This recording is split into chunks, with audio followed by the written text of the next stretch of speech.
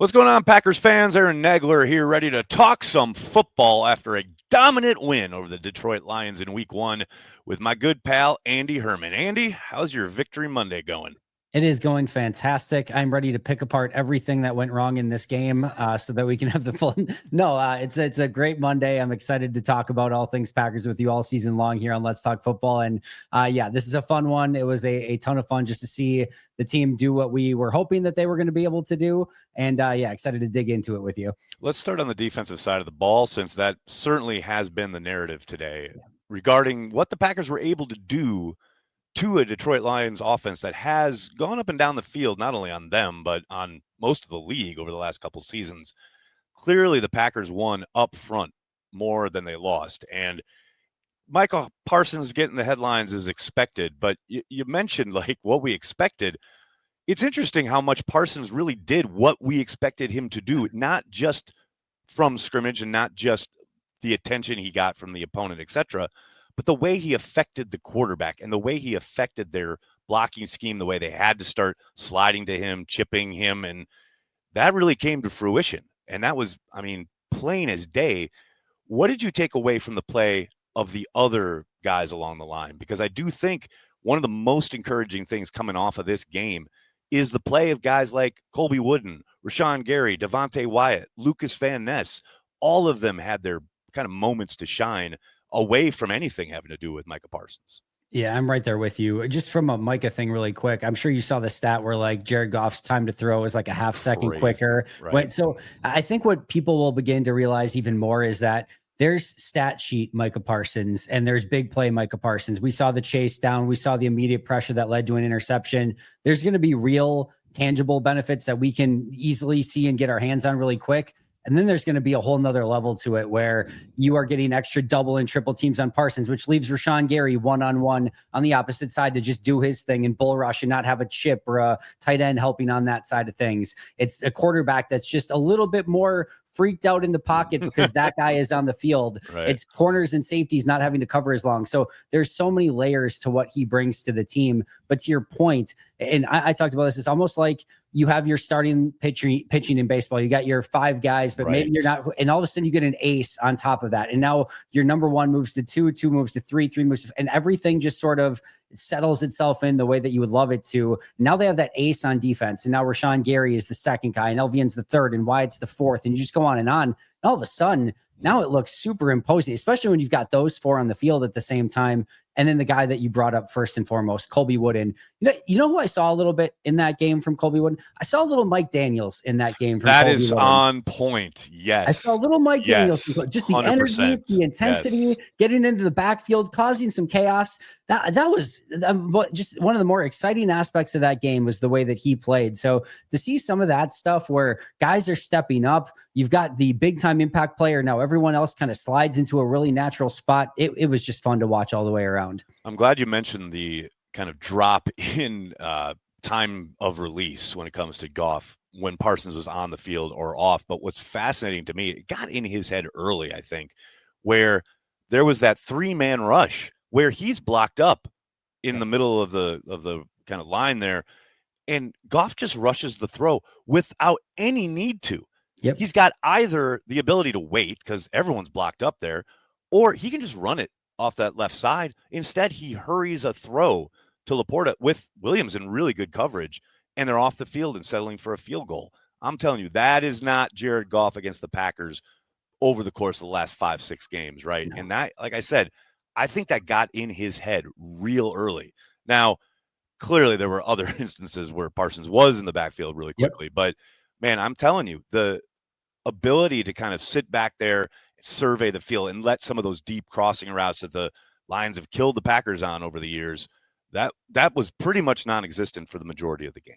Yeah, no, for sure. And you could just tell there was a different level of, just just emphasis that they put on Micah Parsons. But again, just him getting rid of the ball quicker, that was all there. And to me, what you have now too with Jeff Hafley is with his disguising on the back end and his disguising on the front end of like, you're not knowing where guys are coming from. They brought a lot of corner blitzes in this game. They were rotating guys in and out of who was actually pressuring, who was not pressuring. We saw LVN from inside at defensive tackle, basically drop into coverage on a play. You're now adding all of that into a quarterback and what he's thinking about both pre and post snap of, all right, Micah's on the field. All right, might have to hurry this up a little bit. Now, where are players coming from? We didn't even see Micah Parsons start dropping into coverage yet too, where they put a bunch of people on Micah to make sure that he gets stopped. And then now you're just almost wasting some of those because he just drops into coverage. But we have not even scratched the surface of what they're going to be able to do with him yet. And I thought Jeff Hafley already called a masterful game in week 1 without Nate Hobbs and without a full complement of Micah Parsons. I'm geeking out over what I could see from him moving forward with that defense. I'll tell you what's really exciting is the linebacker play. And how many times have we been able to say that over the course of the last decade? That is a rare utterance here on CHTV, at least. I'll tell you what, Edgerrin Cooper and Quay Walker, this is what we talked about all offseason long. I know you spoke about it. I've definitely talked about it on daily. Their pairing, I think yesterday is the blueprint of how you want them operating together. There's little doubt in my mind that their athleticism paired together, it's so exciting. And it cleans up stuff where, again, in the past, we've seen these plays on the perimeter, getting the ball. Clearly, the Lions wanted to get the ball in Gibbs' hands in space.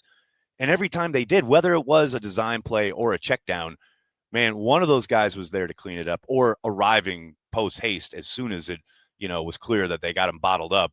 Those guys played sideline to sideline. They played a really physical brand of football, and they were all over, including not just behind the line of scrimmage making tackles, but flying downfield and taking dudes in coverage, flipping their hips. I mean, that one play, Quay Walker, please start catching the football. If he ever starts catching the football, he could lead the league in interceptions. But the point being, they were everywhere. And I think if you're the Lions and probably other teams, like now the Commanders watching that tape, that's a real problem for offenses trying to find ways to do anything, especially in space, because these guys are coming for bear. Yeah, it's so easy to see Edgerrin Cooper in this one, and we can obviously talk about him. He was all over the freaking place, but really want to give Quay Walker his flowers in this one too, like you're saying, because number one, let's point out the C on his chest. Like, that's not nothing. He is a captain of that defense, and the players all talk glowingly about Quay Walker. Number two, green dot still on the helmet, calling the plays. So he is the captain. He is organizing everything, getting everyone on the same page. There is a ton of communication going on out there, which he is leading the charge on that. And then playing that brand of football and being everywhere, sideline to sideline, taking on blocks, doing everything that he needs to do. I thought that was big time stuff from Quay. And it's really easy to, and I know we don't need to fast forward too much into the offseason. We can just enjoy this right here and now. But, you start looking ahead to Quay Walker's free agency and you're like, well, Tyron Hopper looked pretty good in preseason. And they've already signed, re-signed McDuffie, and they've got, are they really going to need Quay? If that's the Quay Walker, right? You open you borrow the credit card, you do whatever you need to do, because he is making a big time impact in a variety of different ways. I love the way that he played that game, and those two as a tandem on that second level. Again, every little short intermediate thing, the little check down that they had to do was immediately covered up, and just such a huge advantage for the defense when you can do that. Let's flip it over on the offensive side of the ball. Clearly coming off of this game, the big concern is the health up front and figuring out what they're going to be doing, Thursday night when the Commanders come to town. But for what they did, regardless of who was out there, man, I can't start anywhere else than the work and the job they did essentially neutralizing Aiden Hutchinson. I mean, the way that Jordan Love, especially in the first half, was able to sit back there and just survey the field comfortably and basically pick apart the Lions, that is one of the best kind of pass pro jobs. And I mean, not just the offensive line, but everybody involved, from Jordan with the checks at the line to the guys, obviously the tight ends being involved and the backs. That was such an impressive performance in pass protection from the entire group. Shout out Josh Jacobs, first of all, who not exactly known of all the things that he's really good at. Look better, right? Not exactly known for his pass pro, a couple big time pass pro reps. That one by Chris Brooks, where he's picking up basically a stunt on his own and ends up on a defensive tackle. I mean, that is like, he's going to be almost probably a decade-long player if he can continue to do that stuff, just based on some of that stuff alone. That was big time. And then to your point, the pass protection and obviously keeping an extra eye on Aiden Hutchinson. But you talk about wanting to be better on third downs and with third down efficiency. Well, it's really easy when Jordan Love has 15 seconds to throw in the pocket and there's nobody near him. Yeah, guys are going to get open eventually. And that's what we saw. And he had all day to pick apart that Lions defense on some of those key third downs. I was really impressed. And I think for Detroit, something that they're really going to have to keep an eye on, because I was wondering going in, is there anybody besides Aiden Hutchinson on that team that can get to the quarterback? The answer is pretty much no. And even Aiden Hutchinson, especially when you start putting, four hands on him on every single pass play, it just makes it really exceedingly difficult for him to be able to do anything. And there was nobody else to answer it. And again, credit more to the Packers offensive line than anything else. But when you have that time to throw, especially on key downs, Jordan's going to pick you apart. And that's exactly what he did. How did you feel about so many guys getting involved in the passing game? There was a moment in the watch party where I think it was in the middle of the third quarter. I was kind of tallying it up, and I'm like, he's hit 10 different receivers. But, of course, some of them, I think we were 4 or 5 of them only had one reception. But if you're a defense, how in the hell are you keying on anything if you never know who's going to be kind of thrown to next? To me, that was incredibly exciting because God knows the teams are going to be looking at that tape going, okay, where do we roll coverage? Who are we keying on? That they certainly didn't give you any kind of indication out of this game. No, they certainly did not. And I already saw someone like, well, why was so-and-so so quiet? It's like, guys, this is like going to happen with this wide receiver room. I get about every a good thing. Yes, I get about every fantasy football thing wrong known to man. About the only thing that I've ever gotten right is that, hey, stay away from Packers wide receivers in fantasy football because it is going to be spread insanely thin. And especially when Jordan only has 22 attempts in a game. Yeah, right. There's not going to be anyone that's going 8 for 140 and 2 touchdowns in this group, at least not consistently. And if they do, you might see them in the next 2 weeks have like 1 catch combined. You just don't know who it's going to be in any game in any moment. So yeah, I love the fact. I thought, first of all, Dontavian Wicks looked really good again as a route runner, caught 2 tough passes that came his way. I thought Romeo Doubs showing the ability to get open deep and again, really good with the route running. Would have liked to have seen him maybe jump a little bit more on that one in the end zone, but that's super nitpicky. And then, you get to Matthew Golden coming up with a couple of big catches, Jaden Reed coming up. Like I don't know what the exact diagnosis of the foot is or how he's able to be out there, but he looks like Jaden Reed to me, and that's a very positive sign. Yes. And then you don't even have Christian Watson yet, not to mention that. So no, I love the fact that they are spreading this thing around, getting everyone out there. Malik Heath was out there, Savion Williams was out there. Like if you were active, you got in that game on offense, and that has to be exciting for all those guys. I mentioned the injuries up front. How do we feel about the guys who had to step in? Because I haven't gone deep into it yet. Did a cursory watch this morning, and then I started kind of watching the All-22. But man, at first blush, really didn't look terrible. Now, of course, it's somewhat game specific because they do have a large lead and they're running the ball and trying to salt a game away there late in the fourth quarter. But it didn't look too big for Jordan Morgan at right tackle. And that's a position, I mean, you were out there all camp, right? I don't remember him playing a ton of right tackle. I mean, it was almost exclusively on the left side. And to drop him in a game like that and to really not have to change too much on your offense, that's an encouraging sign. Yeah, Morgan moving around a little bit. I think he played left guard and right guard in this game, and then Kennard coming in at right tackle too.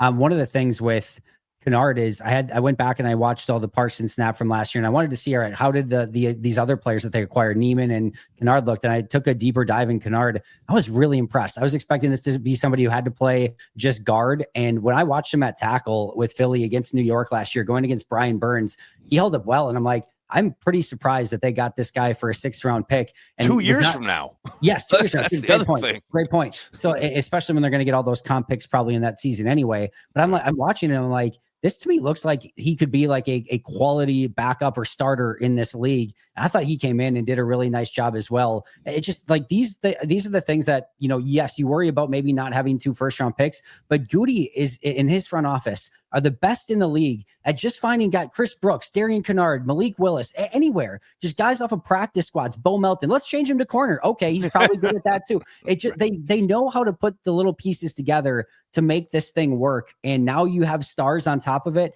at the top of this roster, everything clicks into place. I think we're just seeing that all over the roster right now. Absolutely. Love it. Of course, we only get to marinate in this for so long because of a short turnaround. Looking forward to talking to you after the Commanders game. We'll have a better overview, I think, of how this team is actually starting this season. You never want to overreact to week one, but certainly a promising start. Andy, really appreciate the time, man. I'll talk to you later this week as we preview the Commanders game, and I'll talk to you later on Let's Talk Football. Can't wait. Thanks so much, Aaron.